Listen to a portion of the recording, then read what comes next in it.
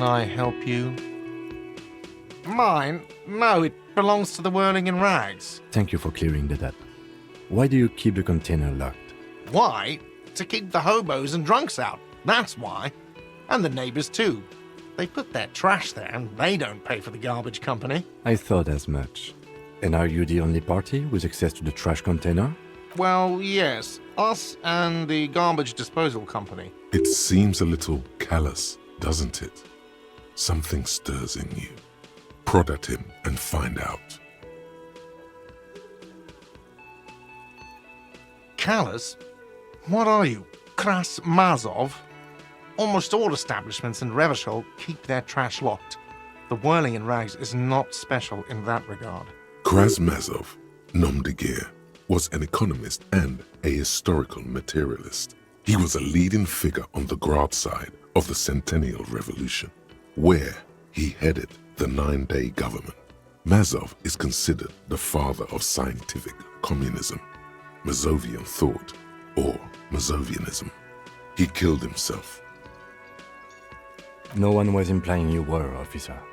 What do you need them for? It concerns the case. Please cooperate. Just bring them back once you're done, please. Absolutely out of the question. You wait and see, cafeteria manager. Absolutely in the question.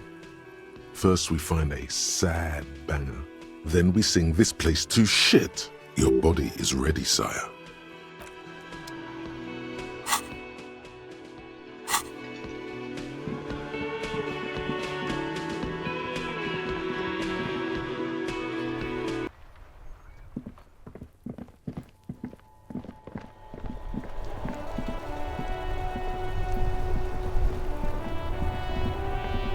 Before you stands a motor carriage. The bodywork is covered in blue and white livery, bearing the number 57. Vapor emanates from the large engine on the back of the vehicle. It hasn't had time to cool off yet. This must be the infernal machine that tore you from oblivion. The Caprice Kinema motor carriage. In the cabin, you are welcomed by a set of steering levers, a radio microphone on a hook, a pull-out toolbox under the seat, and the soft glow of the fuel preheater gauge. A scent of leatherwork and heavy fuel oils washes over you. As you tap on the gauge, the indicator pin jerks as if startled. It's in the large orange sector, indicating the engine is warm.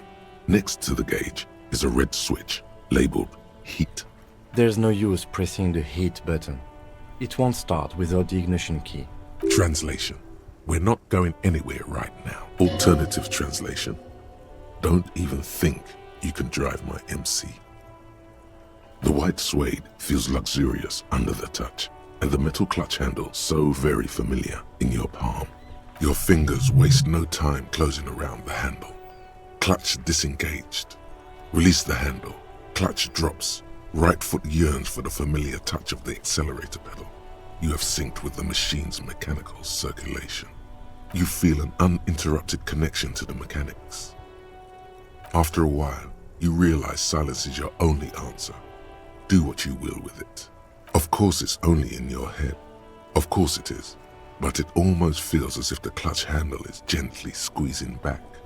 The smell of freshly treated leather, the lack of dirt and dust on the dashboard, and a neat little brush in the cup holder, all seem to be whispering, "I'm good, cherished and cared for, in the hands of a tending owner."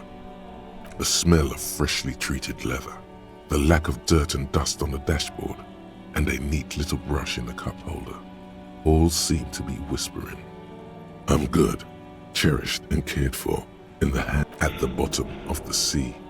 So strange. The machine is not on the bottom of the sea at all. It's right in front of you, well kept. Why did it say that? A dark feeling. This is going wrong. Let go of the clutch. The handle is pulled back. Somewhere deep inside the drivetrain, the disc is mated to the flywheel again.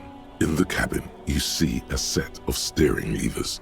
A radio, a metallic drawer slides out from under the seat and clicks into place. The tools inside are neatly organized. Take what you need, officer. It's going to be a long case. I'm not protective of my tools, like some men are. He's clearly a little protective of his tools. But what can you do? Work is work. The pry bar feels nice and cold in your hand, heavier than you'd think. Cold and heavy, like truth. You feel like you're reunited with truth once more. Useful for opening all sorts of doors and lids. The handles are long and sleek. Snap, snap, go the cutters in your hand. You can do good work with these. Cut chains, locks, and ropes, especially belts. It's robust, weatherproof, and well-made. Police issue, blue. Lets you see things in the dark you would otherwise miss. The pull-out toolbox slides back into its nest.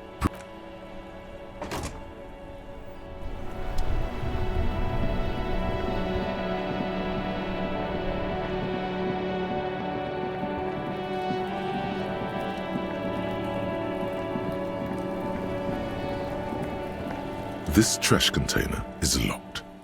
With a well-oiled crack, the lock pops open. It should now be possible to simply raise the lid. Don't. Maybe you shouldn't.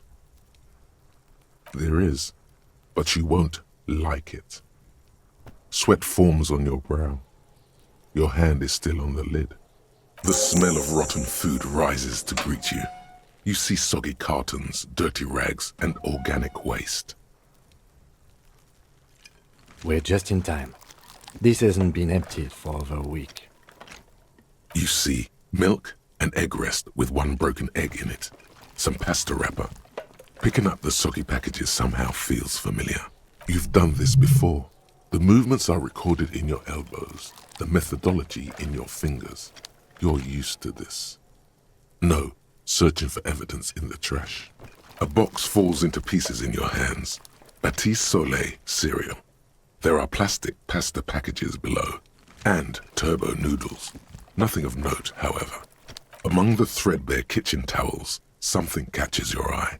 A pair of denim trousers. As the legs of the slime-covered jeans begin to unspool from the garbage, a rank corpse smell fills the air. The victim's clothes? Cadaverine odor is faint. If these belong to the deceased, they were removed when he was still in the early stages of decay. Drop them in here, officer. Guitar-marked blue jeans. Pockets empty, or empty. He wore them with a belt, too, a white belt. The loops appear stretched, but the belt is missing. That's it. Do you see anything else in there? I have another bag here. Something slimy catches your eye. A drab, long-sleeved shirt, olive-colored, appears from the food waste, dripping with pus. This is a military-type overgarment. No label or serial number. This is the kind of rib-knit shirt that's worn over light armor to conceal it in an urban scenario. Anything more? The rest of the rags are just kitchen variety waste. A yellow old mug that catches your eye. But other than that... All right. We should go to Gart again and ask if he knows who put the clothes in the trash. It could be as simple as someone from the hostel cleaning the yard. Or that one. I'd advise against confronting that force. The fuck's he on about, kids? You hear that, Kuno? He thinks you're an infant or something. See? Not really. All we know is the victim's clothes are in the trash. The lid was locked and his establishment had the key. It's just a small loose thread.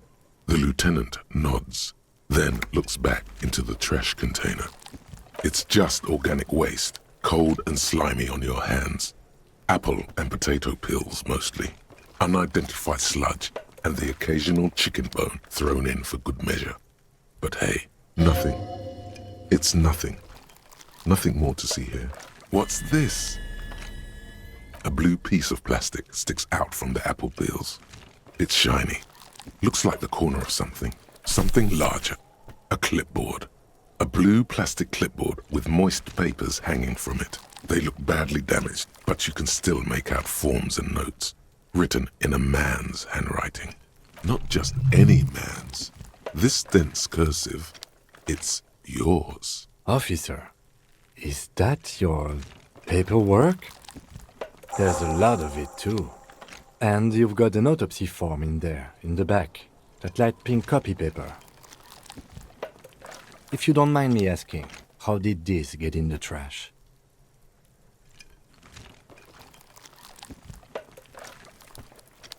Well... His eyes express a rare condolence. Then he picks it up. Lucky we found it. You should take stock of what remains, just to be sure some has not made it into the hands of the RCM's adversaries. Organized crime and the like. There might have been police secrets in your notes. It would also not hurt to start taking notes on the case. Now, tell me what your eagle eyes see. Or are we finished? Some items, such as the ledger you found, are interactable. Go to your inventory and select the Interact tab to read your paper. You pick out a broken mug with an oddly racist depiction of the Yellow Man frolicking in saffron, only in its social sensibility. You've acquired an interactable... The container sounds a muffled gong. That's one thing off the list. I think we got it all. Guillaume Le Million. Bad news. Guillaume Le Million did not become a cop. In 1938, he went on a tour to the Sinyao province in Safre, where he died of autoerotic asphyxiation. His body was found hanging from a decorative dragon tree in his junior suite amid drug paraphernalia, unwholesome objects, and the Sylvia Trainer single Wonderland skipping in the background. And yes, you can take this as a metaphor for Revachol in the 30s, and also as a warning.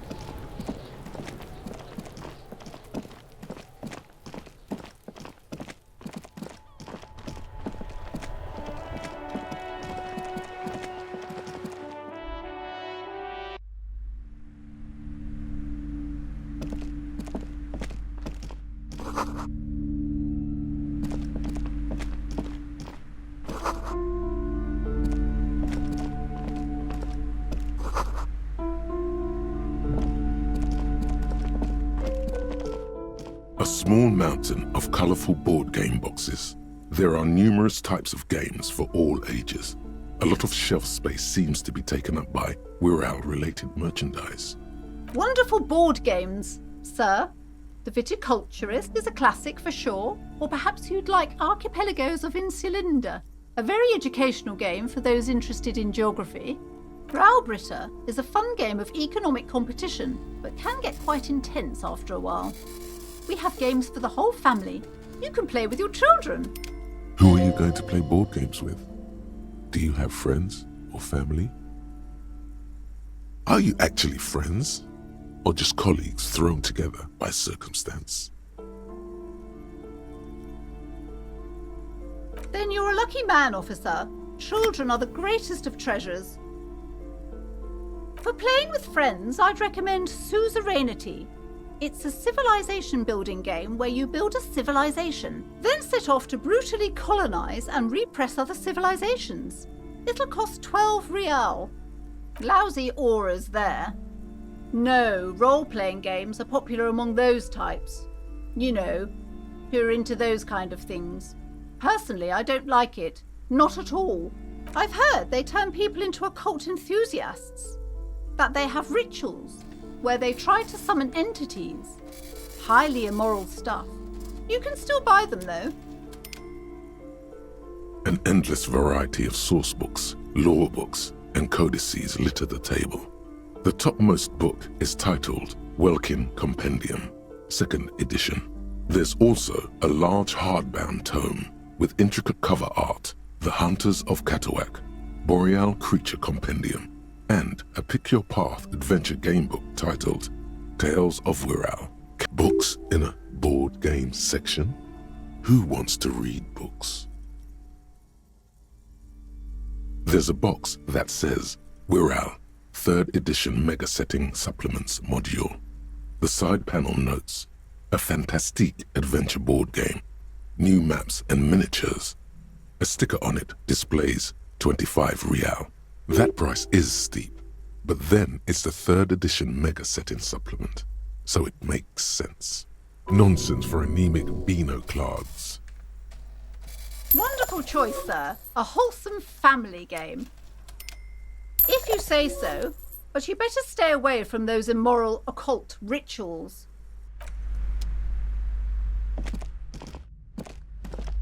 Welcome to Crime, Romance, and Biographies of Famous People. My name is Plaisance.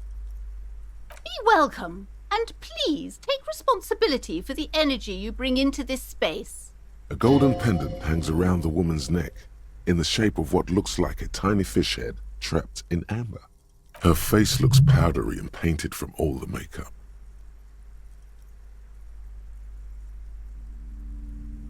Oh yes, helps to have an anchor in these times.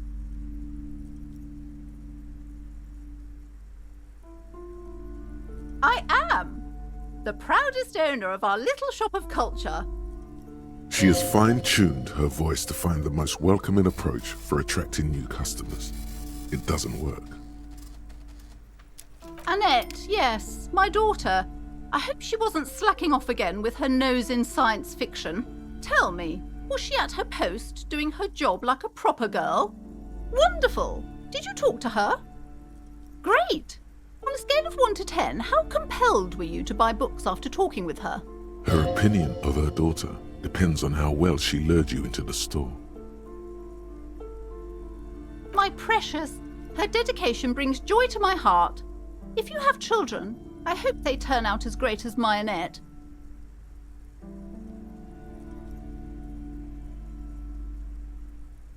God, I've told her not to do that. It's such a disgusting habit. She'll get over it. Anxiety is a part of life. A part of hers too, clearly. She can, if she has enough willpower. This is what's called growing pains. Life isn't easy. Life doesn't give breaks. Come on, ma'am. It's obvious she can't do anything about it. You are placing an unnecessary burden on a young child.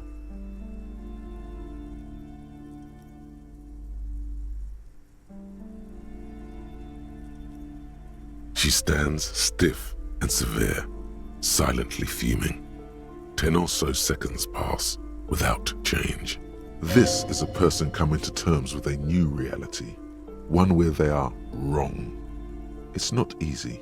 She's looking for one, but there simply aren't any good arguments for being an asshole.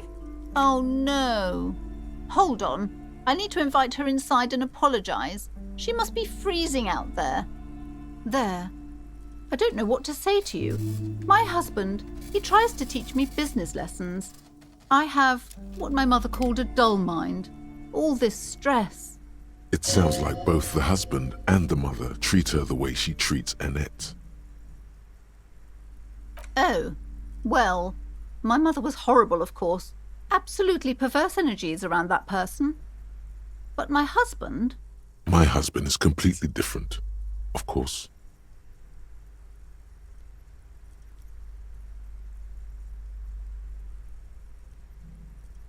She's been too busy helping me here, so she studied at home this trimester.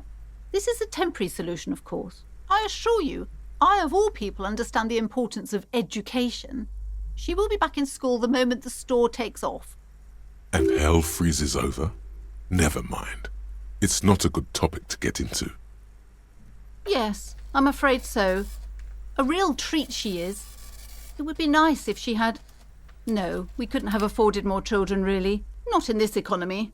A glimmer of sadness blinks through the well-crafted exterior. We're quite busy people, you know, my husband and I. Quite busy. Children are a lot of work.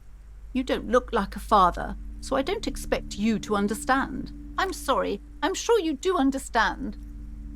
Yes, my husband is a successful entrepreneur east of the river. If only he were more involved in the business we're running up here. No matter. Soon we'll both be off for Grand Couronne. It's a proper place to live. One of the most peaceful neighbourhoods east of Jamrock. You may know it for its massive housing projects. Most of the buildings are empty at the moment. It's a great opportunity to get ahead of the crowds. Better times ahead for sure. He made the initial investment. Since then, he's been what you might call a silent partner. Super silent, almost inaudibly so. The woman looks aloof, her features much softer. Occasionally she glances at her daughter's silhouette. Goodness, you were already doing good, browsing the shelves. Why'd you stop? Don't you feel compelled? Go, go. Get back there. The books await you. Everything is on the shelves. Take a look yourself. The shelves compel you, don't they? She's attempting to mentally direct you towards the shelves. She only wants you to buy the goods. She doesn't care about the books. Truth be told, not really. My sister brings in most of the goods. I'm sure it's all very literary stuff with well-written prose, but you don't learn about the important things in life from fabricated stories. I provide a valuable service. As long as people buy books, I'm fine.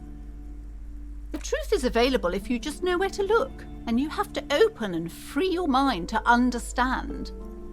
She smiles and nods, seemingly relieved.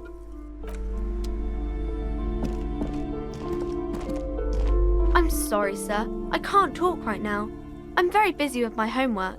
I have so much homework now. You just can't win. Out of the rain and into the gutter. Math. It's really difficult.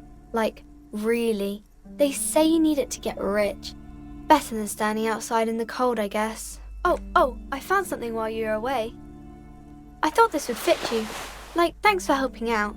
Not me. The city, I mean. Like a detective does.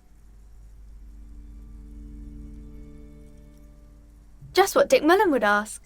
I got it from behind the curtains. I'm not really supposed to go there. Yes, just like the one Dick Mullen wears all the time. You'll look way more serious with that. Right, I have to get back to my homework now, before Mum notices. Man, this is hard.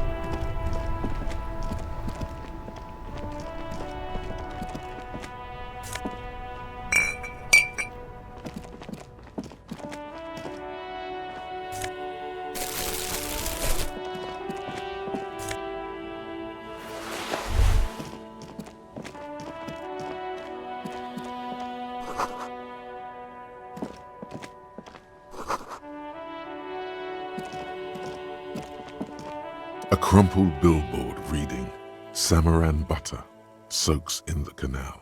Two ugly lines mar the bright countenance of the blonde boy depicted. The sign billboard has fallen on the waterlock, keeping it open, and thus out of order. Whatever it is, the boy on the billboard seems very happy about it. Goat milk butter. The Samaran terrain makes it easier to raise goats than cows, and the local goat farmers produce high-quality meat and dairy staples that add variety to other nations' diets. It's an acquired taste. Judging by the size of the impact and the parallel lines of burnt rubber, the cause was probably a motor vehicle. These look like the same tire tracks I saw earlier, in front of the whirling rags. Side slip marks indicated that the vehicle was traveling up the crater at 35 kilometers an hour. The black marks on the roof indicate that the vehicle vaulted from the crater to the roof of the shack. The panel served as a takeoff ramp. The vehicle soared through the air, hitting the billboard and upsetting the posts. Then it continued its flight, taking the billboard with it. The sign broke the vehicle's fall into the canal. The salmon and butter billboard still looks freshly painted, suggesting it took the plunge recently, within the past 72 hours. Still speeding, the vehicle made a loop and vanished into the fog along the coast. There are two good candidates, the Caprice 40 and the Linear G22. It's about the right size, and the tire marks look like they came from the skinny tires frequently found on that motor carriage. The Caprice 40 is a very popular model, with bank clerks, topping pie delivery drivers, secondary school teachers, cops, strippers dressed as cops, undressed strippers. Very sturdy but light motor carriage. More likely than most to survive that jump. The Linear G22 is not a particularly popular model due to its peculiar proportions, which the manufacturer's design team probably thought about for too long. You'd have to follow the tracks to be sure. The lieutenant looks on, waiting for you to wrap up your analysis.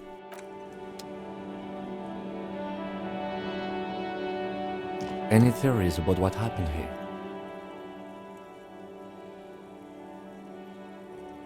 What kind of car do you think it was?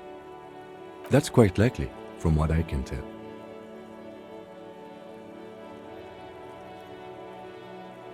We're not traffic cops. Should we get back to the murder? If we must. I'm not expecting him to get far with this, the lieutenant consoles himself. G'day to you, officers.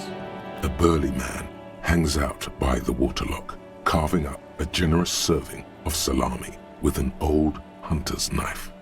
His eyes are fixed on a man stranded on the other side of the waterlock and on an enormous billboard that has fallen down into the canal between them.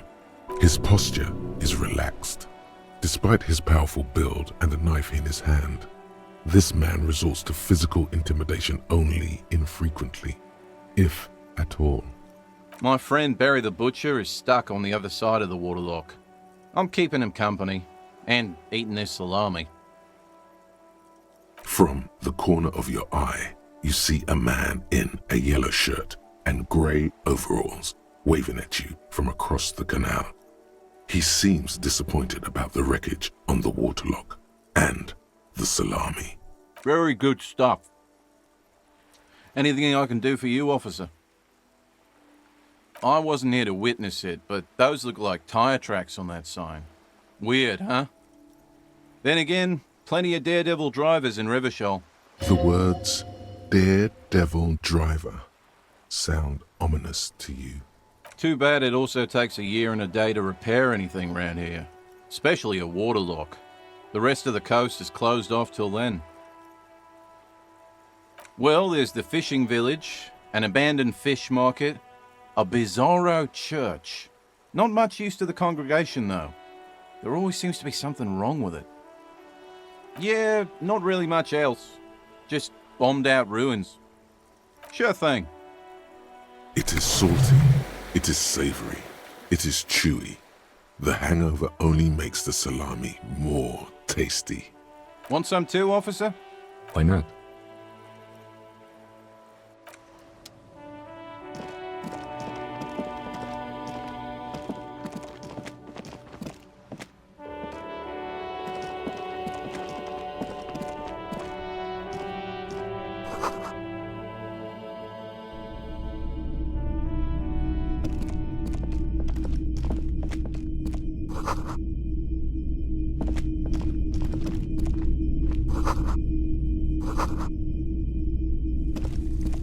You see rows of toy soldiers guarding the rest of the trinkets displayed on the table.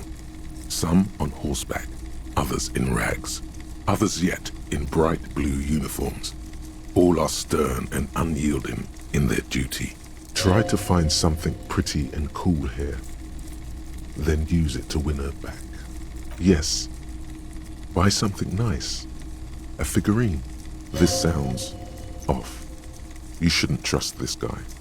Big men on big horses, clad in lamella armor and carrying flintlocks, the kind that would mow down a line of enemy soldiers in the blink of an eye. Franco-Nigerian knight. I used to be very serious about these guys. A long, long time ago. They're not all blue. These figurines also wear gold coats and caps, complemented by orange trousers. They are variously posed, wielding swords and rifles with bayonets. Which ones? Ah, those. Yes, they are. I find the paint job a bit gaudy, but children like the bright colours indiscriminately. This set of soldiers isn't meant to look impressive. A few have rifles, but most of them carry pistols. Some even shovels and tall sticks. You're probably talking about the revolutionaries, yes? Yes, they are soldiers, revolutionary soldiers. I think their poverty has been exaggerated for effect. When you place them next to the royalists, it doesn't seem like they could possibly win.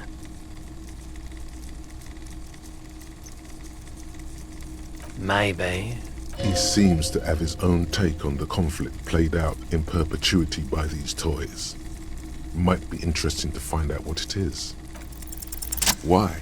What's this? A headless man riding a horse? A headless man wearing futuristic tracksuit trousers that say found. Oh, that's the Headless Phone Rider. The Headless Phone Rider. It's an urban legend about a man who rides the streets of Revachol sporting a fawn tracksuit. As you see, he's missing his head. 50 cents. Bargain priced. I'll throw in the tiny cap too. I think he's looking for it, or something. That part of the story has many interpretations. He lost his cap when he lost his head. Perhaps he's looking for the head. Did I mention that this figurine is supposed to be lucky? Always carry it with you. That was a very smooth salesman's grin that almost comes off as earnest. You should learn from him.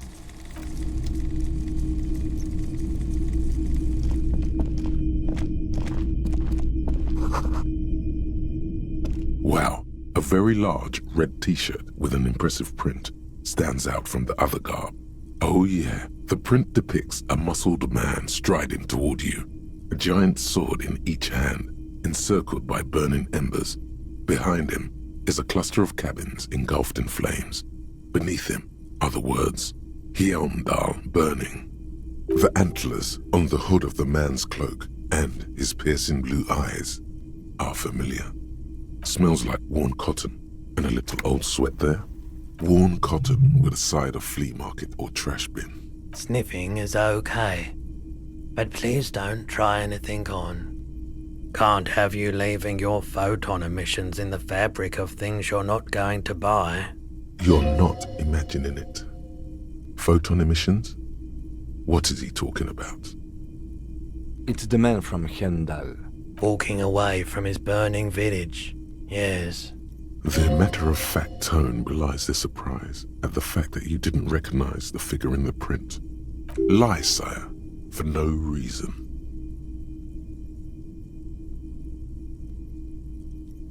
That's very sad, man. Then you missed out on some pretty well executed, albeit repetitive, adventure literature. The man from Hjelmdal is the hero of a series of popular books based on a fictional version of Kotler, mostly what is nowadays Arda NFD. In fact, most people don't think that man from Hjelmdal ever really existed, but they are wrong. Hendal isn't a real place. Neither is the man a real man, of course, but both the man and Hjelmdal are an ontological necessity. But hey, it's not worth getting into an argument about. Wow. What? I mean, even if the man from Hjelmdal didn't exist before the adventure novels, the stories have made it so that he has. It's simple, really. Okay. You sound skeptical. It's not that complicated. All that's required is a more robust understanding of cause and effect. Besides, I've been to Kotla, though not quite as far north as the Hjelmdal, and watched northern lights travel across the sky. Very unique, energetic tides there. It's for the best, because Hjelmdal is not a real place, and thus he could not have gone there. His theory isn't exactly incoherent, but its logic does suggest some unusual neural activity. Interesting. Very, very unique energies indeed. Geomagnetic ley lines, one might even say. 2 real. That's dirt cheap. But why? I suppose that makes sense, yes. Please go ahead and take it. Welcome to Hjelmdal. Finger pistol, 9mm. Snap, snap, baby. Turns out guns aren't that much for protecting as they are for attacking people. If you want to protect people, really work for them, you have to whip out your signature dual 9mm Villiers finger pistols. Who needs real guns anyway? That conversation you just had? It would have gone better had you snapped those bad boys at them. Note, 9mm dual finger pistols do not count for an actual weapon in a gunfight.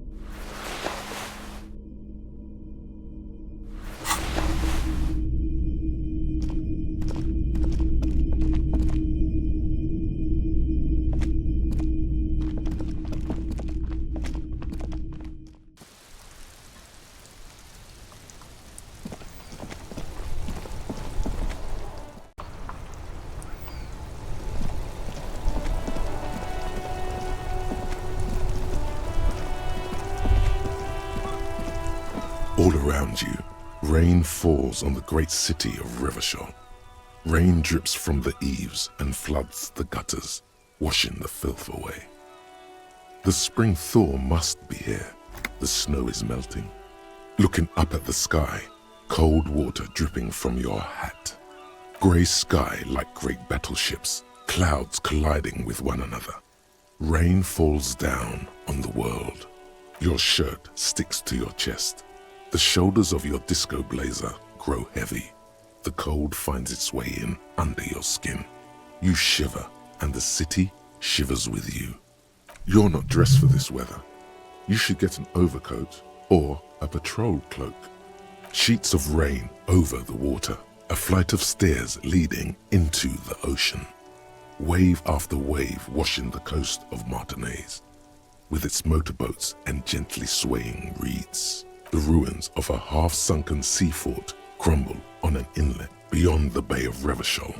Ghost the skyscrapers of La Delta, the financial district. Faint golden light seeps from the office windows.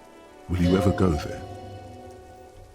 No, you are just one of the hundreds of thousands who watch them rise across the bay from Martinaise every day. Urban coastline, rain dripping off Eternite-covered roofs. Cinder blocks left over from half-finished construction. a defunct research and development building, once seized by revolutionaries.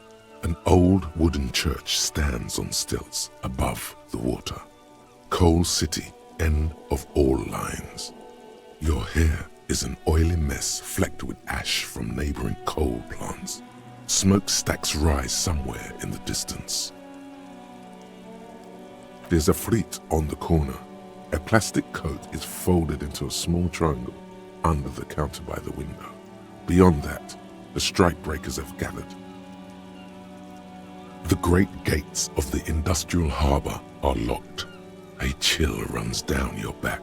You shudder like an animal trying to shake water from its hide. Behind the gates, heaps of supply crates, red and blue metal shipping containers, slick with rain. The Greater Revachol Industrial Harbour is an artificial mountain range. Immense wealth resides within, and immeasurable poverty in its shadow. La Drusienne, King Dries passenger harbour. Cruise ships flanked by dock arms, cranes watching over the mouth of the river distributary. Couronne, the lower middle class. Distributary after distributary cuts the city blocks in half. 7-story buildings trail off into the rain. A silvery curtain of rain over the houses. The class divide. You have never been there. They don't need the law east of the river. Capeside apartments. Tower blocks crowd one another. 4.46mm bullets still lodged in their war-torn stone walls. Hallways collapse from the mortar hits of a war that was lost long ago. Clotheslines go to waste in the rain. Radios play. The news at noon. A yard. Rain falls onto the roof of a woodshed. Coal leaks into a puddle beneath a dead man's feet. He swings from a tree, bloated. Droplets of rain slip from his cold cheeks. A traffic jam. Rain thrumming on the roofs of motor vehicles. Inside, drivers watch water streaming down their windshields. The statue of a king shudders. He too is cold. The canal bridge has been raised. The road ascends. A raised motorway loops above the ghetto. Beneath its concrete columns, a sea of rooftops, woodwork, and tar stretches northward. 4-story buildings as far as the rain can fall. The snows melt in Jamrock. Revachol is the capital of the world. Jamrock is the capital of Revachol. Droplets form on your eyelashes. It's home. Have a brother in the cut. Where the wood at? To be in Martinez, where no one goes, at the runoff point of a long-forgotten canal, in the whitest part of town, in the shadow of the day the revolution failed. Standing in the rain, looking north, where Jamrock Rock City stretches inland. On a street there that flows like a muddy river in the snow, with fire traps rising on either side. A film rental opens its doors to the rain. An armored motor carriage rushes past the corner, where you used to walk together.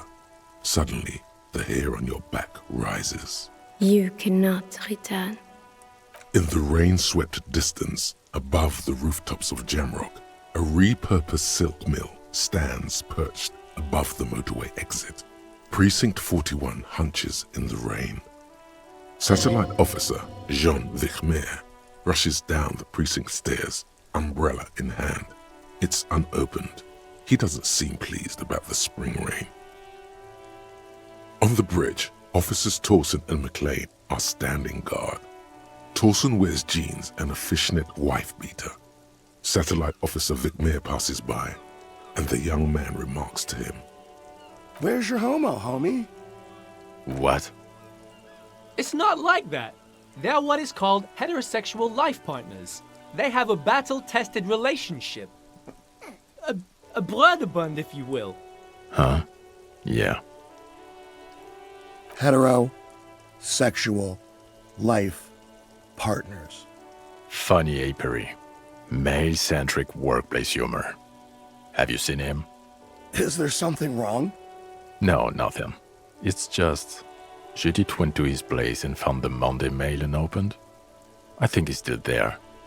You didn't drink with him over the weekend, did you? That would be irresponsible.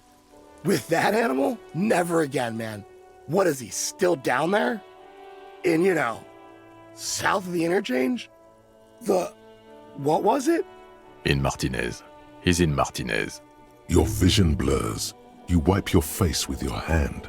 The rain stings your eyes, making you look up and blink. Coalition aerostatics hang like apparitions under the cloud cover. Way up there, where rain forms, rotors flutter silently. Your sight clears. This rain will not let up anytime soon. You should get a raincoat. There's a freight to the east. They sell them there.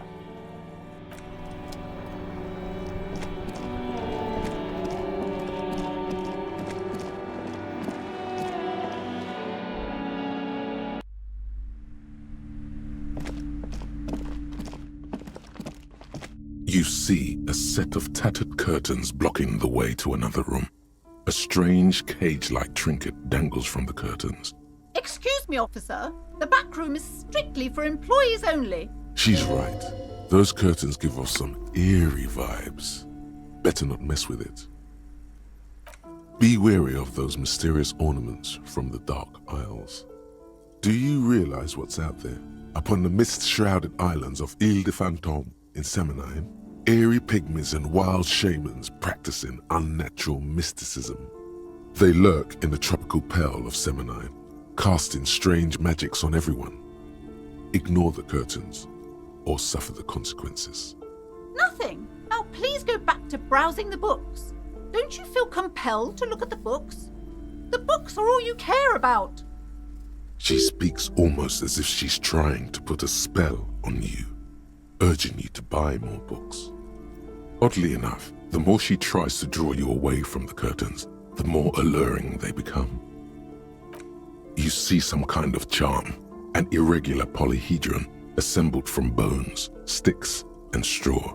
Inside, a disturbing fish head with empty eye sockets stares at you. This is a traditional Seminese ward, meant to provide protection against ill luck, bad dreams, curses, and other supernatural scourges.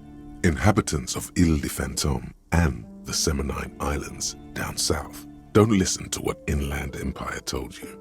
It's a beautiful place with a rich and unique culture. Aside from poking at it suspiciously, there is nothing else to do with the fishhead charm at this time. The curtains remain shut before you. Just as you're about to pull apart the curtains, the petrified voice of the shop owner cries out once more. Sir, don't touch that. I told you it's off limits for the customers. Parapsychologically speaking, we're done if you decide to open them. I won't be held responsible for the consequences. It's too dangerous. She looks away, mumbling. Why is everyone always messing with the curtains? Why can't they just buy books like normal people? No, it's just a storeroom for the employees, I told you. Now please step away from the curtains. You do? My God, even more reasons not to mess with the curtains. Just step away, dear sir. Why? It's not like anyone was killed there. I am sorry, I don't mean to be so impolite. Just please don't go there. I can't allow that. You'll only make things worse and unleash the powers. The curtains do seem frail suddenly, not robust enough to contain a slippery darkness. No! Please just talk to me, officer. Come here and let's talk this through before you decide to do anything extreme. Talking is always good. Go see what she has to say. Lies. Rip them open, we say. There is something mysterious about the curtains. Be careful. The curtains, tattered with age and covered in dust, hang before you, as if taunting you. Hello again, esteemed officer. I already told you, it's just a storage room for employees. I don't understand why it's so important to you. Just let it go, officer. Go buy some goddamn books. You're supposed to be drawn to the books. She recites it like it's a poem, or like she's playing a role she's grown tired of. She's so tense, it's a miracle she hasn't snapped in half yet. It's just for decoration. Okay, fine. It's just because this place is cursed, just like everyone said. They don't call it the doomed commercial area for nothing. Are you happy now, officer? Happy that you've ruined everything? Host of hosts, she prays. Guard me and my honest business venture from the curse that lurks behind the curtains. Take it easy. You've broken her resistance. Pushing her further will gain nothing. The curse is so much worse than you could imagine. It's a disease, eating at the very foundation. It's the curse of financial distress, of ruin and bankruptcy. Didn't that curtain just move?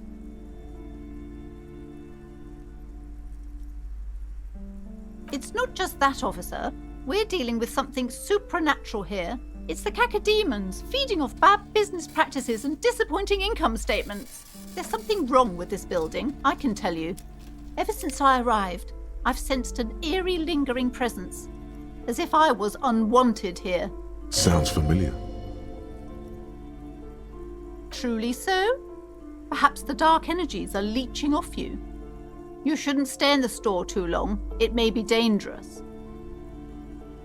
It's not good to talk about the curse, not in detail. The negativism, it's dangerous. Talking about the void wraiths angers them. Wow. Void wraiths. You have new words. Such wraiths may prove a formidable enemy. Suit up.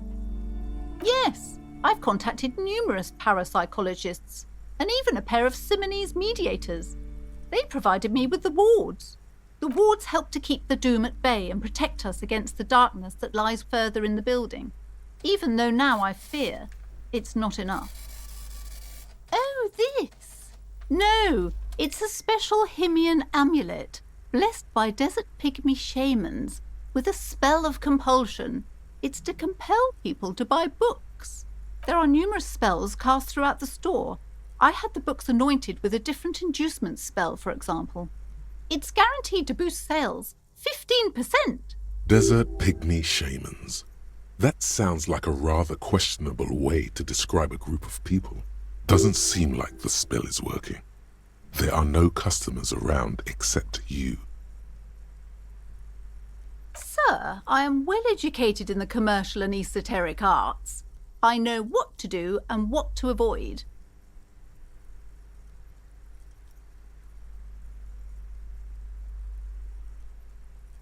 You're right.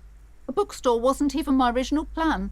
I actually wanted to sell esoteric paraphernalia to help to balance out this neighborhood's dark energies.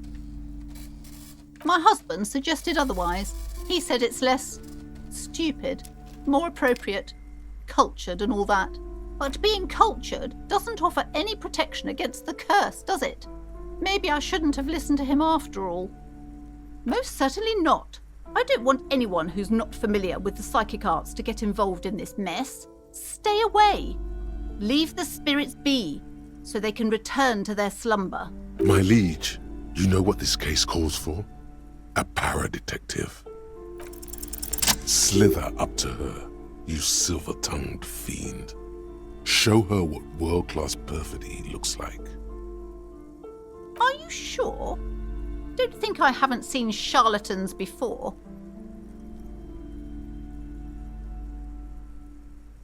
I'm not sure I can trust your claims.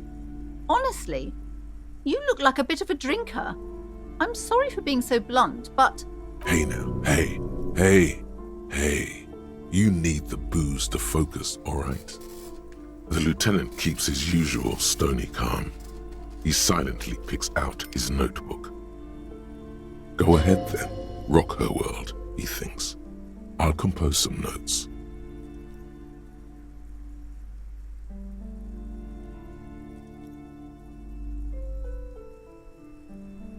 How do you know all this? Here we go.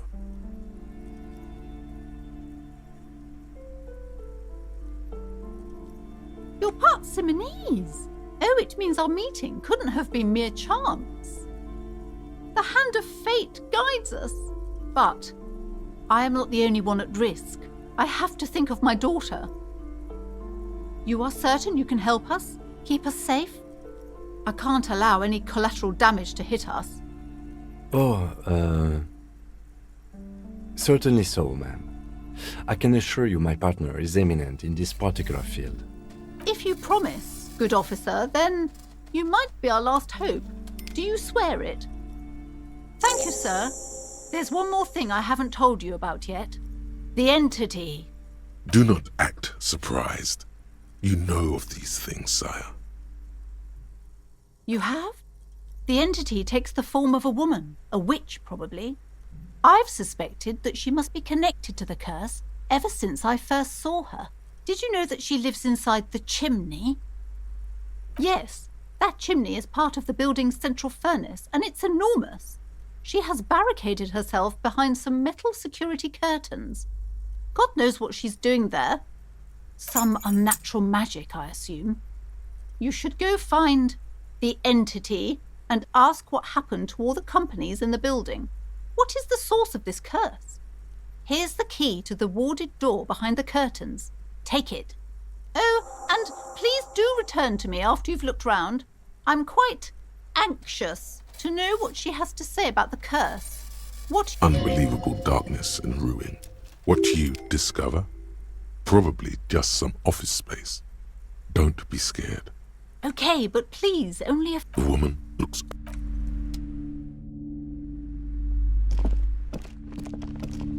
You see a set of tattered curtains. You see a dimly lit room full of dusty furniture and trash. A doorway stands in the back, covered in dozens of scary little Simonese wards, your shadow looming over it like an omen. Oh!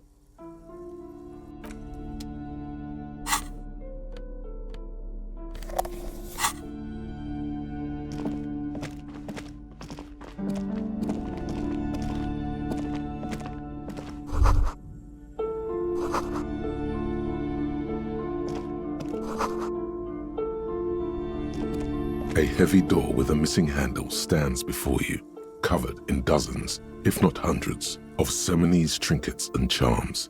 It appears to be locked. Only an echo. No one is there. A hollowed-out, dark echo. After exerting some force, you manage to turn the key. It's eerily silent. The door slides slightly open, letting a draft of cold air into the room. You feel the tiny hairs on the back of your neck rise up, as if someone's standing right behind you. An uneasy knot forms in the pit of your stomach. Detective, you're the one in charge.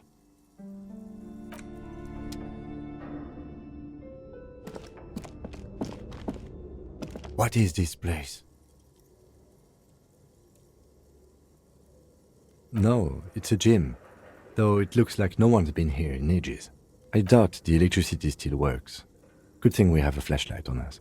Some specks of dust shimmer in a faint beam of daylight falling from the window. Other than that, the room is dark. An eerie feeling rises in your chest. Yes, because it's closed. No need to look for supernatural explanations where a banal one will do. Now let's move on, shall we?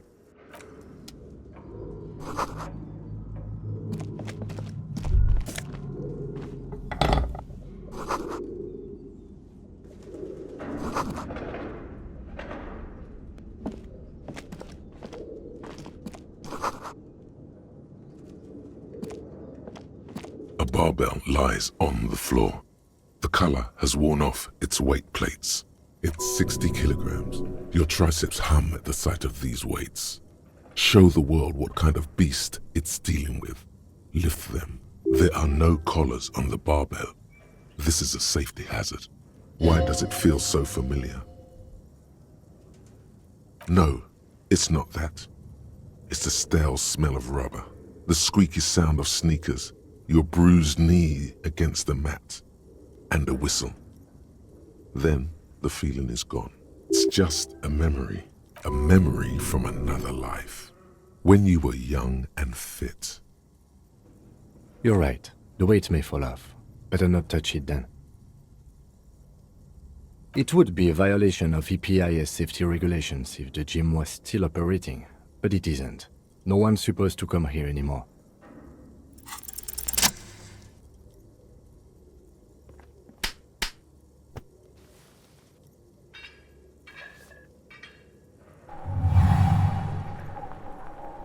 Conjuring up an inhuman amount of strength, you raise the barbell up in the air.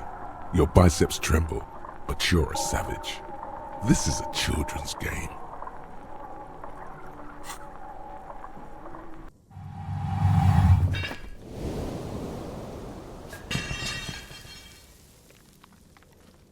A warm wave of accomplishment washes over your head as you drop the barbell to the floor.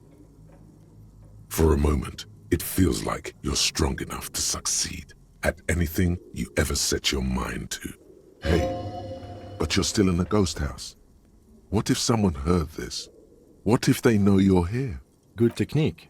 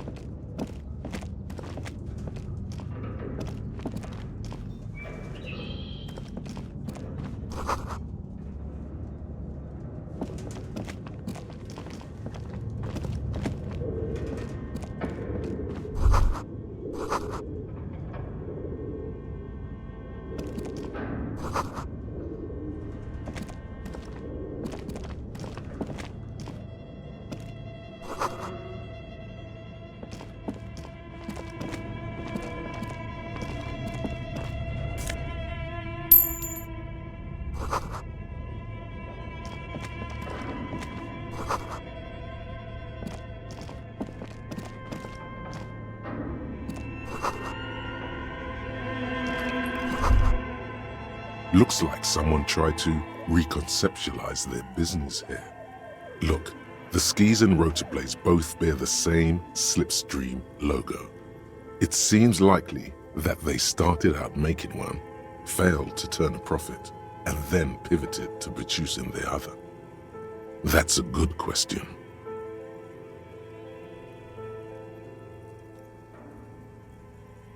Reality is ruthless.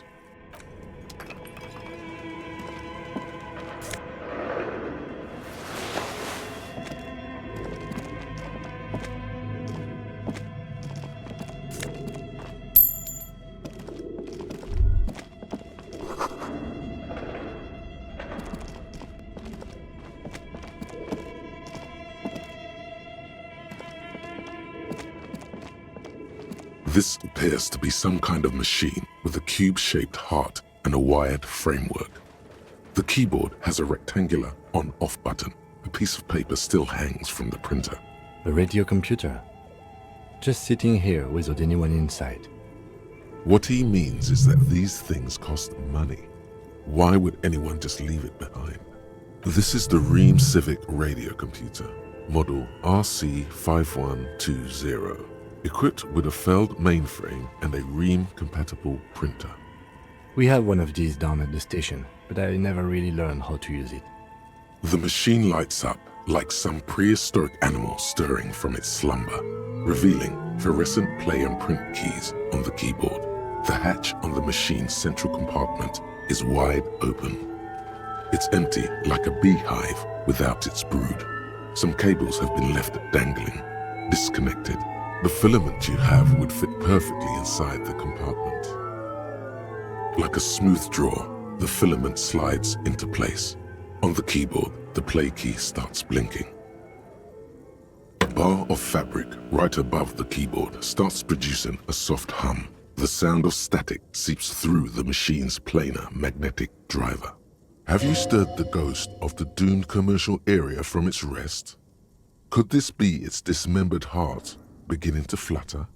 Oh no. It was already glowing and now it's also making a sound. It's probably some alien CO-like technology. The static gets louder, slowly filling up the abandoned hall, until a voice speaks out, crackling and old, cutting into the air. Good afternoon. Fortress accident en rue de Saint-Ghislaine. This is East Insulindian Repeater Station 1. This is a human interface. A retired person sitting behind a switchboard somewhere. Please repeat. Is this the production schedule? The filament you have inserted into the reader. Yes. Is that the production schedule? Good. Please repeat the password. Password? Of course it would have a password. That's why there's a human administrator involved. You should ask her for a hint. No. A hint system is not part of the protocol for repeater stations. Still no. I am contractually obliged to protect the privacy of the filament holder Fortress accident. Without filing a warrant with Lintel, I cannot give you access to this filament. I'm afraid we are not doing that, unless we want to wait for a month. Now, can you please repeat the password? Received. I will register this login attempt. That sounds bad. A login attempt. Something a criminal would do. Don't worry. Passwords have a way of turning up sooner or later. Fortress accident. Is there anything else I can do for you today? Fortress accident is the company on whose name the terminal you are currently using has been registered to. One moment. Fortress Accident SCA produces revolutionary interactive call-in radio games. That's what the catalog says. That's not bad.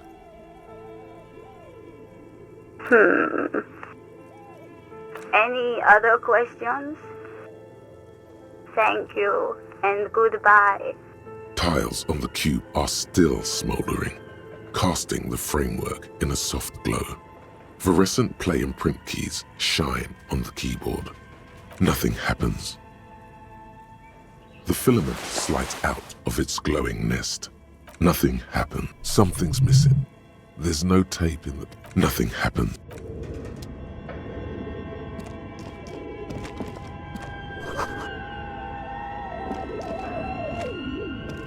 This old fireplace is covered in lines drawn in blue and red marker. The mesh spreading over the stone like blood vessels on alabaster skin. It looks ghostly and strangely ancient. A diagram for summoning some time-forgotten being. The symbols seem very esoteric. The whole thing resembles Kadran mosaic tiles. Very pedantic. History classes, students with their textbooks open, studying the roots of our civilization. Those aquarelle blue tiles looked beautiful in the sun. Radio frequencies, it seems.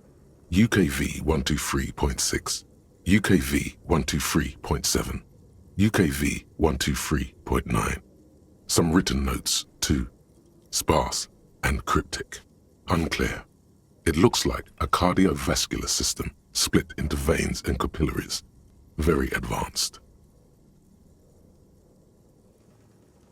Perhaps the web is comprised of radio stations, all lead back to one red heart, titled the Game Master Frequency. A note says, this one can listen in on any station it wants. Looks like a surveillance program. They must have had massive airwidth. These things don't come cheap. Someone very important. The leader of a massive on-air game built by these people. A conductor for the hundreds of story threads that pass through the Game Master's frequency. Whoever decides to call in to a call-in station, it looks. A list of names under the stations suggests people across 6 Isolas would be playing. Muindi, Insulinda, Kotla, Grad, Samara, and even Ilmara.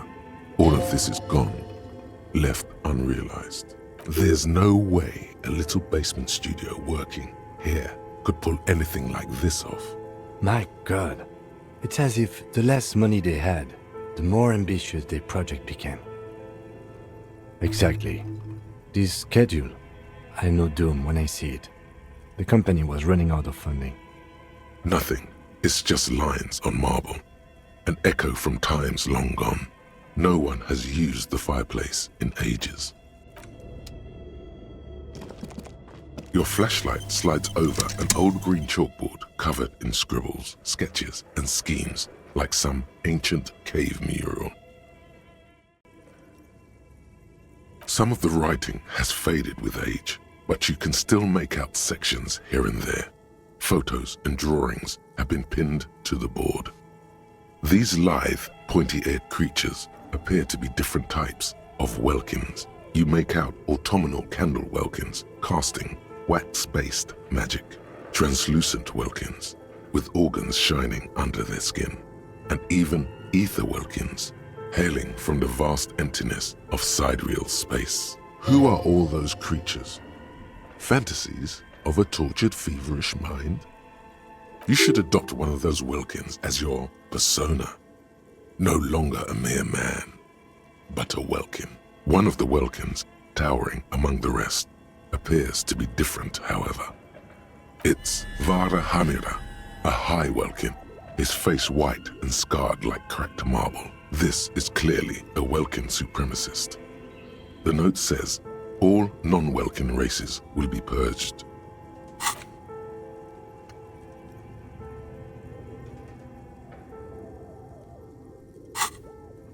The Haldor, the Tuorg, the humans, and even headless men, all of them, purged.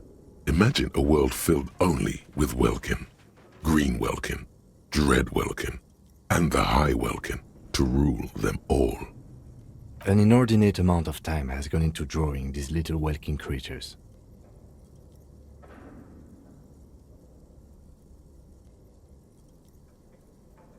Some people really like building a world, I think, even if it's just for a game.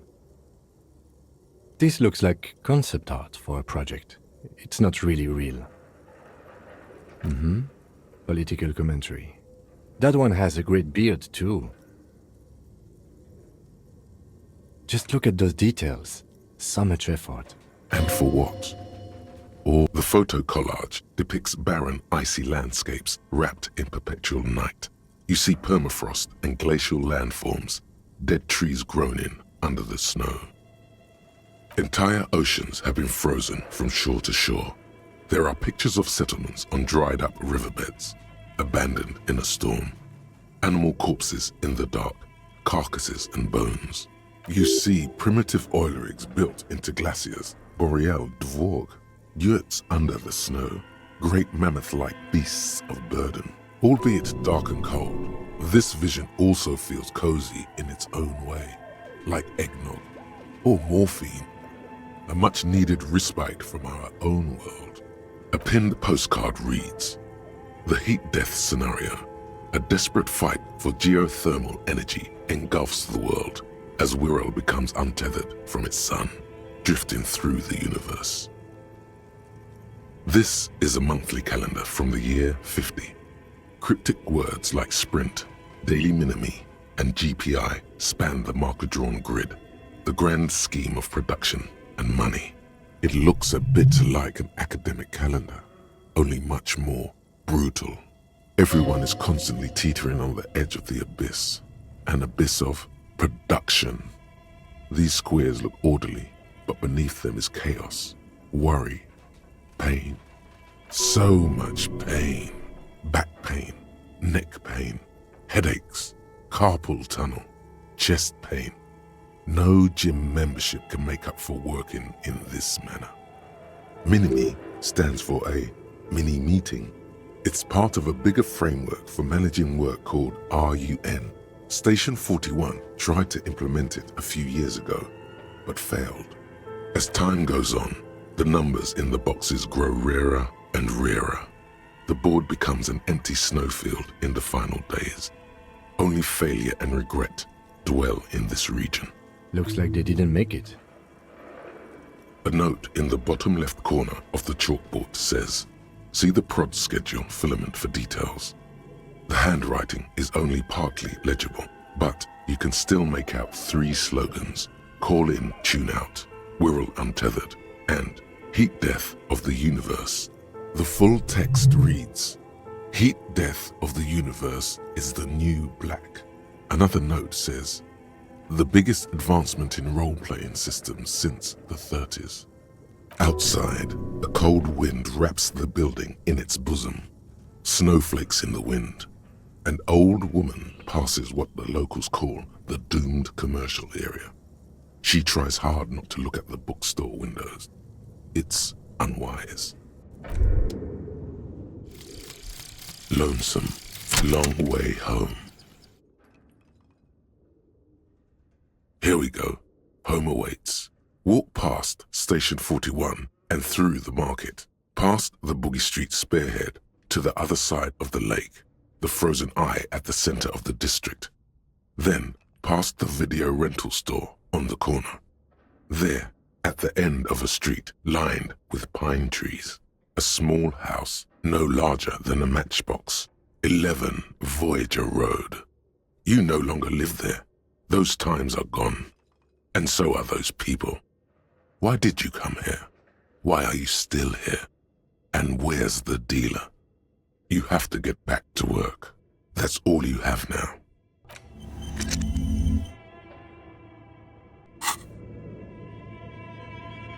Okay, what do you think is going on with that computer, chalkboard, and fireplace?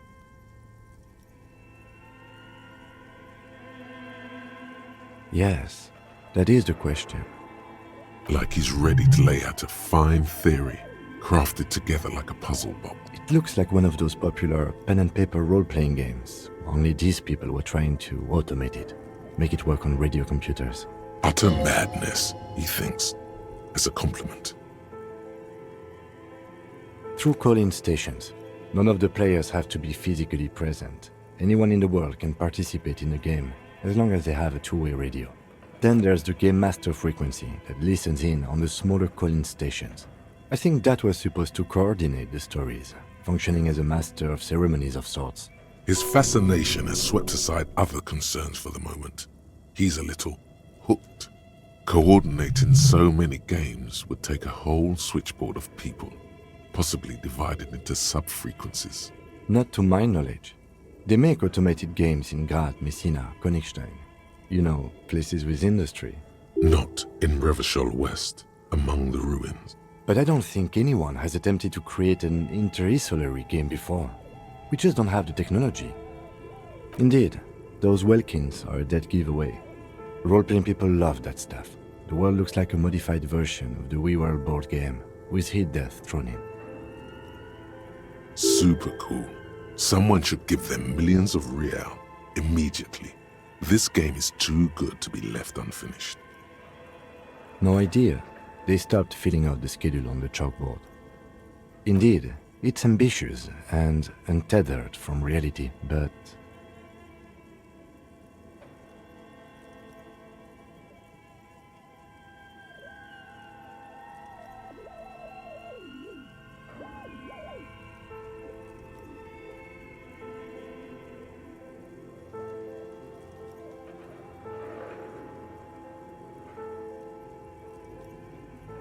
Ah, yes, the doom of bad business practices. Okay, let's keep moving.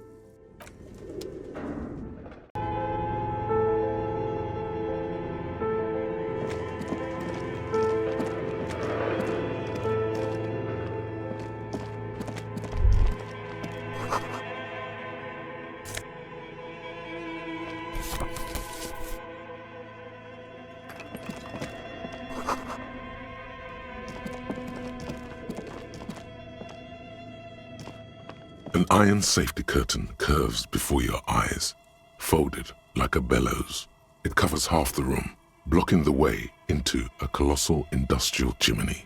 This must be where the entity lives. What an odd thing to do. Nothing happens. Still nothing. No one's home. Those curtains prove to be surprisingly sturdy. Your fist hurts now. If this is really an entrance to the chimney, then there must be a furnace somewhere as well. Maybe there's another way to get in. Can you please try to refrain from attacking random things?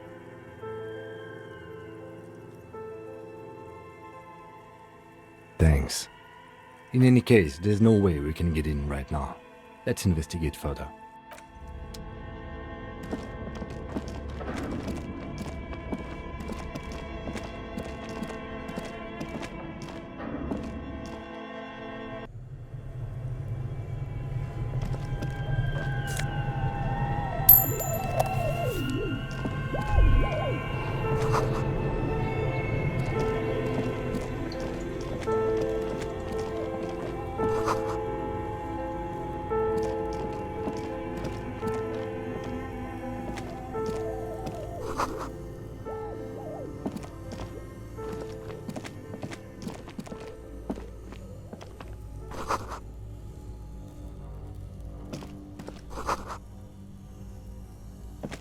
A few bricks have fallen off, revealing a compartment behind the wall.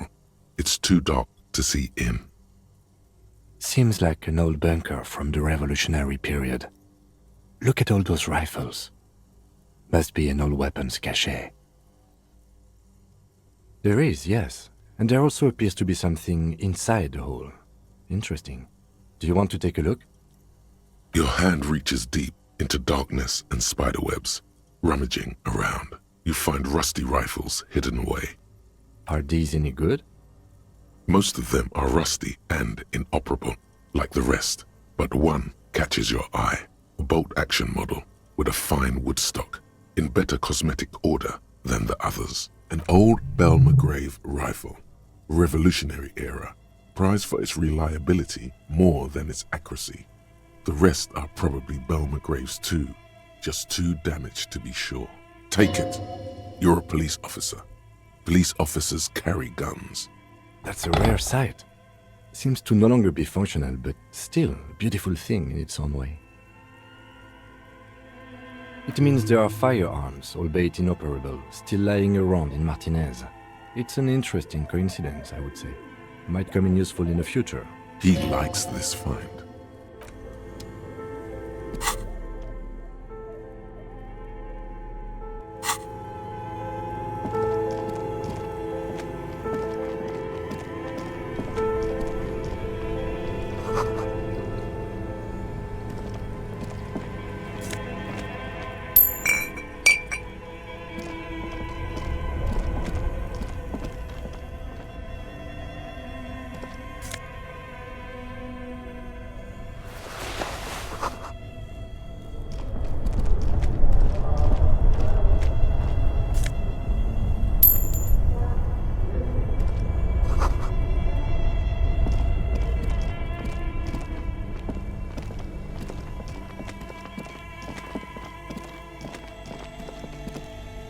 You see a terrifying ice bear with a strange compartment in its belly. The door is covered in frost and the bear's eyes are glowing red. This ice bear is a hyper-carnivore. Be careful. The bear looks oddly realistic. Is it taxidermy? The lieutenant doesn't answer. His eyes are glued to the animal. A sharp slice of light shines out from its mysterious belly door. A gust of freezing cold air rushes to greet you. You hear a low grumble as the bear regulates itself. This is the inside of a refrigerator. The lieutenant takes a peek inside. His hand has found the holster of his gun. Of course, just a giant ice bear-shaped fridge. Let's take a look inside. The shelves are empty.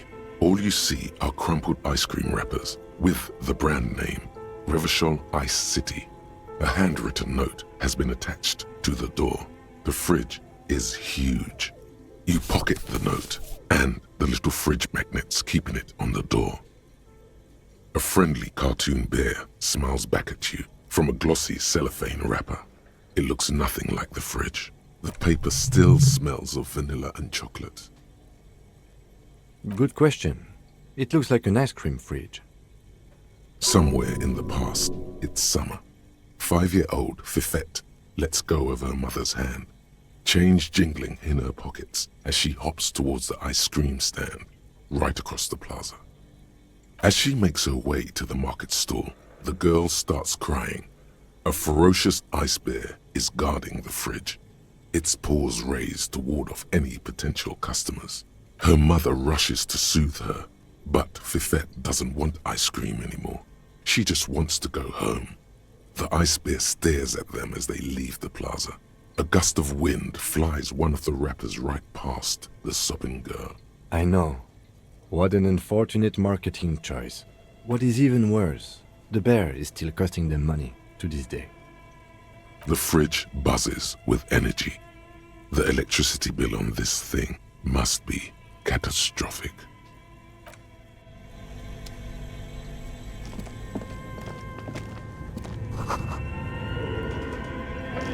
A thick layer of coal dust covers the furnace, coloring it pitch black. Looks like this furnace has a face, and it's a face of agony. Looks like it. Looks like an old central furnace used to heat the building. It's connected to the chimney. No one has used it in ages. No signs of any recent fire.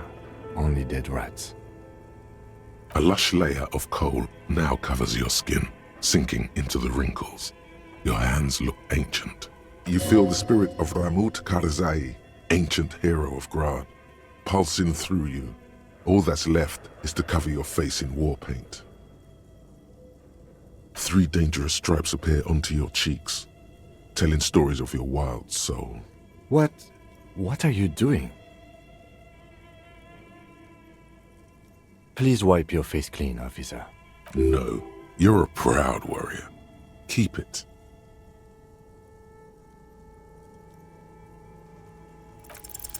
These 3 stripes give you strength in this dangerous realm. It would be foolish to remove them. And this protects you. Okay, sure. Go ahead. It's dark and grimy here. In the darkness you can hear chatter. It's coming from above. A voice or several voices talking to each other. Near the smoke chamber, upstairs. The echo is so prominent, it's impossible to discern what the voices are saying or what's producing them. What are you doing? Wait, really?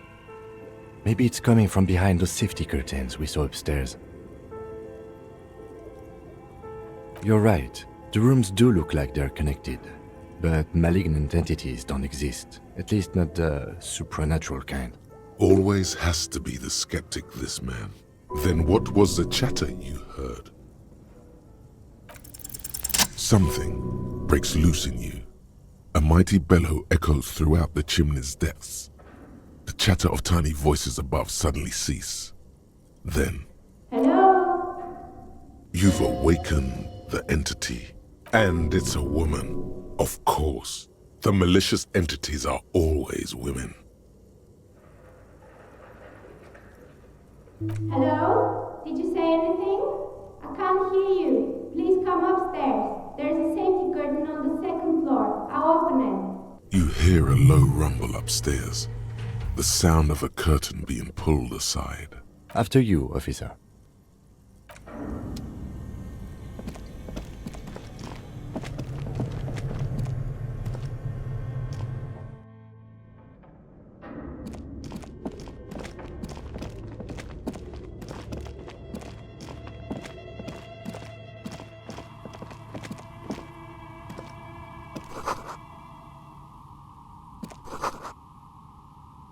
Hello, I'm Nia. Did you try knocking on my window? I must have missed you. I've been listening to my Milius.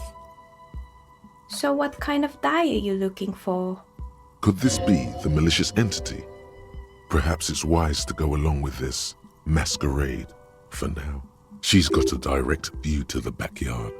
You should interrogate her about the lynching. Yes, Amelie is like a call-in station. You need a two-way radio to access one. That's why I have these. Mostly, they just teach you to swear in different languages. But some of the stations can be quite interesting. I was so absorbed, I must have missed you knocking. Then how did you get inside? By the south entrance? You know what? It doesn't even matter. What matters is that you're finally here.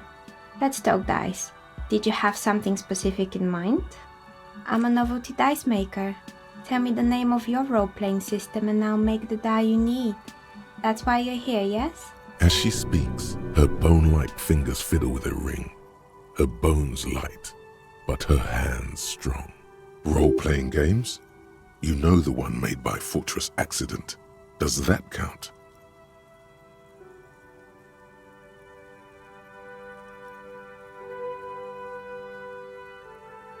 Very good. My rate is 10 real per set, unless you want something really unusual. Take a look around and see if there's any particular stone you want to use. It almost looks as if the stones and dice are a natural part of the room, growing out of the shells like stalagmites. This person means you, or no one else, absolutely no harm. She will answer freely and honestly. No falsehoods are present. She's a novelty dice maker and doesn't have anything to hide. Ask what you need. How did I become one? It was a business decision. I was a regular jeweler at first, but that's an unfocused field with too much competition. She doesn't let it show, but there's anger in there. She doesn't like jewelers, thinks they're a mob. Some of my friends were role players. They asked me to make some polyhedral dice out of cobalt. That was my first order. I grew it from there. Not especially. I like working with rare materials and a steady pay. And role players as customers? They're nice people. Some of those nice people have big bucks to spend on novelty items. She's thankful for the security they provide her. Nothing really. I didn't know him. Who cares about the dead body? We might be dealing with a malignant entity here. The lieutenant looks at his notebook, then the woman under the large window. Your window looks directly onto the courtyard. You're saying you didn't see or hear anything unusual last Sunday evening? I'm sorry, detective, but as you know, I usually have my headphones on when I'm working. It shuts out most of the daily ruckus behind my window. Well, there's always something going on in the Whirling's backyard. During daytime, there are usually those kids, and lately I've been seeing a lot of drunk workers hanging about. Must be because of the strike. She's heard of the murder, but did not see it, sire. She's not sorry to disappoint you. Informing on someone in a murder investigation would intrude upon her focused existence. But I never saw anyone during that fateful Sunday night, I'm afraid. I might have, but in this case, all I would have seen is my own reflection staring back from the darkness. It's light here, but dark in the yard at night. It's really hard to make anything out in the yard when it's dark outside. Besides, I rarely get up to look out the window when I'm in the zone. This person values focus above all. She keeps her sharp sight on the instruments before her. It's an odd profession, making dice for people, but I like it, and I prefer doing this to sitting at home. She nods. Anything else, officer? We're inside the chimney of an old central furnace. It's strange, I know. But when I arrived here, all the other rooms were taken, so I had to build myself a makeshift home. Besides, I don't really have to pay any rent here, so that's a plus. Plaisance was right. There's an entity living in the chimney. You should ask her about the curse. Does it mean she's unlawfully occupying a part of the house? Shameful. Creative. When she arrived here, there was no room anywhere else. She must have known the other businesses. I've heard the stories, but I don't think those stories are true. It's just capitalism. We only hear about tales of success, so it's often surprising to realize how many ventures actually fail. Plaisance, the bookshop lady? I've heard that her business is doing rather well. Have the energies spared her somehow? Oh, right. But it's not just the bookstore that's still up and running. What about the whirling in rags? Some people say it's part of the building complex. You could say so. Both houses were built at the same time and under the east of the Commerce Central project.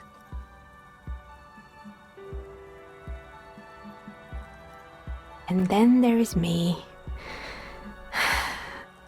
I've been here for 14 years, selling novelty dice to role-playing enthusiasts.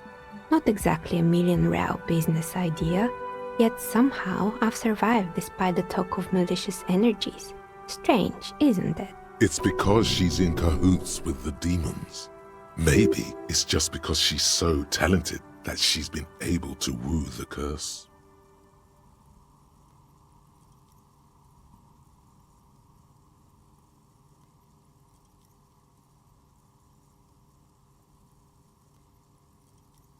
I was just about to ask, what do you think? Do you think the curse is real? The jig is up. The she-demon knows you've uncovered her true identity. Time has come to face the source. Fear not, for the forces of the universe are supporting you in this psychic quest.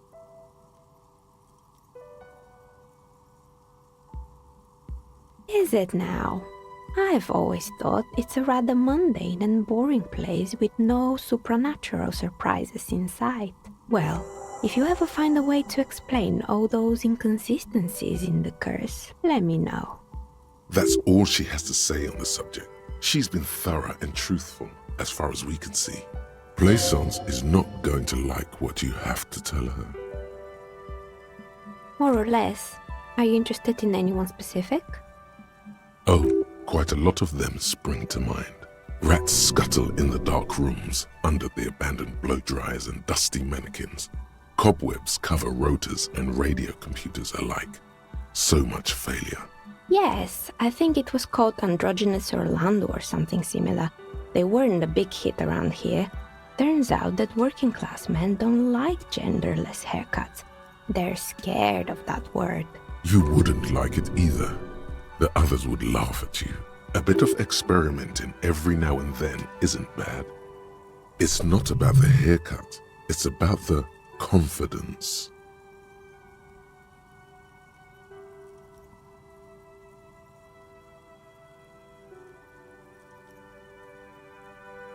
I guess it just wasn't the time yet. It wasn't merely a gym, it was Artemitep's boxing club, a community project created to steer at-risk youth away from drugs and crime. A kind man from Zemsk. I heard he had some trouble with the law when he was younger, and that's why he wanted to start the gym, as his way of giving back. It didn't. If anything, it made the youth situation in Martinez even worse. At some point, someone started a rumor that the punching bag downstairs was full of amphetamines. You should have known it. It's not really full of that. No one would store their drugs like that. Eventually, the coalition took away the funding and the club went bankrupt. This was a few years ago. It's gotten much more peaceful around the plaza ever since. Oh, this one's a mess. There used to be a company that promised to repair windows 24 hours a day. What could go wrong with this one, right? Turns out, the business was actually set up as a front for an illicit group that was producing snuff milieu. Who would have guessed? What's the snuff milieu? Trust me, you don't want to know. And they never cleaned up the debris either. Now it's just littering the hallway and I have no idea how to get rid of it on my own. It's a sub-rosa radio station that broadcasts real murders with real victims. Some people pay good money to get off on it. Nothing changes in her tone as she says that, as if it's just another piece of information to lay out for the world. What does she mean to get off on it? Don't worry, the ACP has a separate division that deals exclusively with unlicensed sub-roses. This isn't our problem. Good luck with that. It's not easy catching those perpetrators. You mean Mr. Fabron, the taxidermist? No, he mostly just did drugs. But what drugs exactly? He got high on some weird taxidermy chemicals. I wouldn't recommend it to anyone. Eventually, they caused him to lose control of his bladder. The smell was awful. Even you can probably do better than that. You can almost see it. A small, sickly old man, hunched behind his work desk, his pants stained with old piss, stuffing a sad, stiff-legged raccoon dog. The entire scene looks tragic. There used to be a fashion atelier here, but I have forgotten the head designer's name. They were doing well for a couple of years, until the insect rights activists came. The atelier produced a certain collection that used chitin among the materials. Apparently chitin is made in the Occident, where it's extracted from beetle wings. And you know how all kinds of political movements are big in the Occident. The activists shut down the biggest chitin supplier, which of course caused the price to skyrocket. And, naturally, all the most fashionable tastemakers refused to be seen in chitin from then on. The atelier went bankrupt before they could finish the collection. At least it had some spark to it. Most young designers just combine lace with leather and call it original. As she shifts around, you notice several dead flies on the windowsill in front of her. Legs up. They're not moving. Anything else? They were made by a company called Slipstream.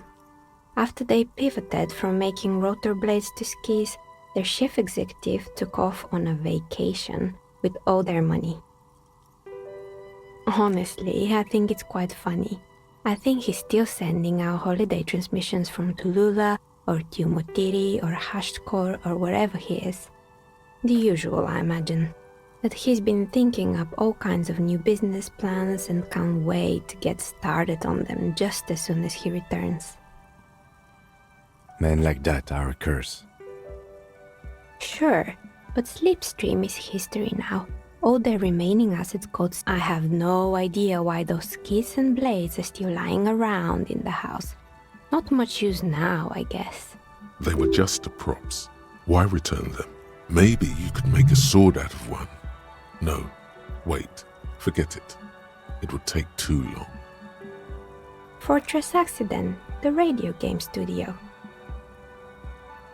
She liked them. They were an interesting bunch. We talked about role-playing systems every now and then. Once, I even saw two of them get into fisticuffs over Wirral. That's understandable. Fantasies are serious things. The mind is the drawing board of history. They certainly took their work very seriously, even if they seemed to be chronically liberal with their schedules. The usual, they ran out of money and couldn't get the project done on time. Well, I did hear them talking at times. They seemed to believe they were historical individuals on some grand quest. She sounds almost mocking when she says that. Yes, but when the money started to run out, they just began to complain a lot about capitalism. You know, how the markets are rigged to keep out new businesses and so on. In the end, they just didn't get it done. They didn't have enough willpower to produce something truly historic, and to show up to work on time. Showing up to work on time is hard. No, scratch that. Showing up to work at all is difficult, especially if you've been drinking. Not the wisest decision. You would have lost all your savings. The result is 1 on a 20-sided die. The dice is black and filled with little silvery flakes, like snowfall. Anything else? Oh boy, the fabled Revachol ICT. You're in for a treat here. The place was owned by two guys who had some rather innovative ideas about marketing. The bear was one of them. Now ask me about their other ideas. Indeed. What were the other ideas? There was really just one, and it involved picking out the prettiest girls in the neighborhood and paying them 20 cents per hour to man the booth. And by man the booth, I mean slump behind the counter with a face that could maim you if you ever dared to disturb their bored magazine browsing. Sounds like she really didn't like those girls.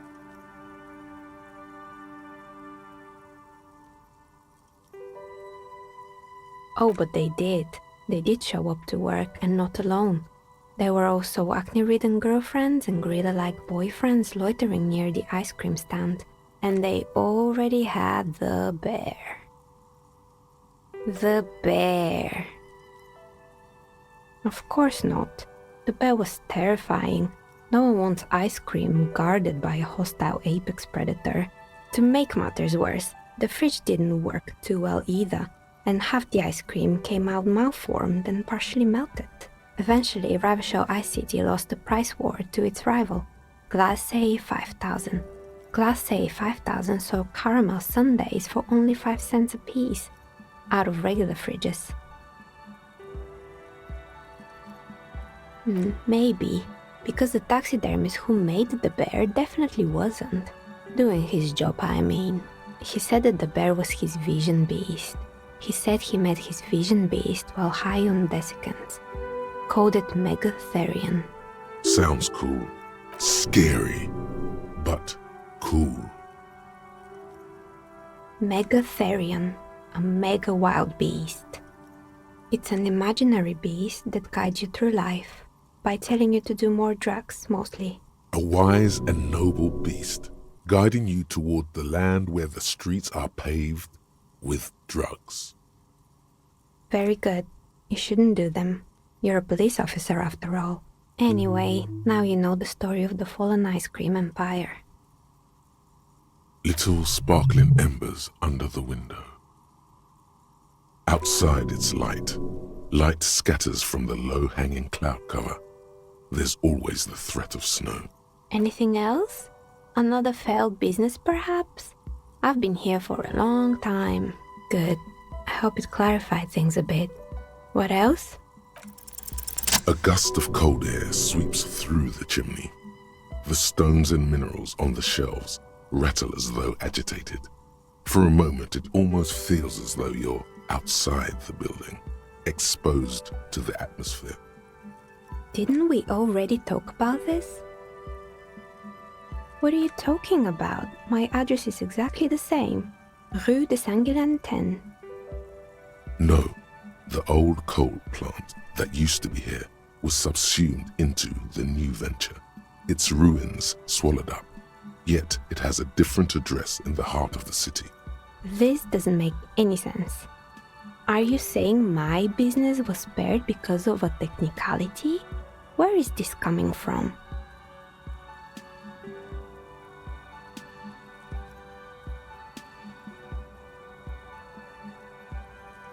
And what?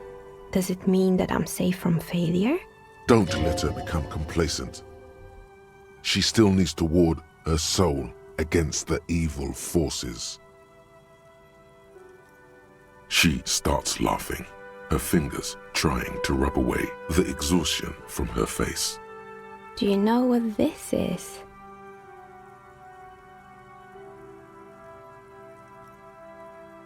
It's a mourning ring. I made this when my first company failed. It was a small jewelry shop right here in the East Delta Commerce Center, built with the little I inherited from my parents. I drove it into the ground within a year. I didn't have what you would call a viable business plan. No, you're right, I didn't. It wasn't just a jewelry shop either. I always thought that it was just the world you were supposed to try again and again until you finally succeed. And now you're telling me what? That it was all because I didn't run my little shops and ventures from a dump inside an abandoned chimney? Yeah. Or maybe it's the entire world that's cursed. It's such a precarious place. Nothing ever works out the way you want it. That's why people like role-playing games. You can be whoever you want to be, you can try again. Still, there is something inherently violent even about dice rolls. It's like every time you cast a die, something disappears. Some alternative ending or an entirely different world. But anyway, thanks for sharing your theories, officer. Of course, tell me what you have in mind. Ah, yes, Fortress Accident. It's too bad they never finished their game. The Wiro Untethered die is a variation of a standard role-playing die. Only, instead of plants, it uses motives of ice and death. And loss, of course. Ice, death, loss. Sounds like you.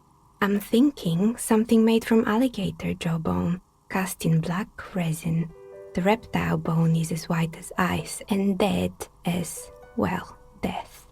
For 7 real, I could have it ready in 8 hours. It's an icositetrahedron, a 24-sided die that can produce results for 2-sided, 3-sided, 4-sided, 6-sided, and 12-sided die with a single roll. Technically, you can also use it for many other sizes, but you may need to reroll results. Loving it. So nifty. Untreated bone is porous and prone to chipping. Cast it in something hard like resin though, and voila, it's perfect. Great, see you in 8 hours then.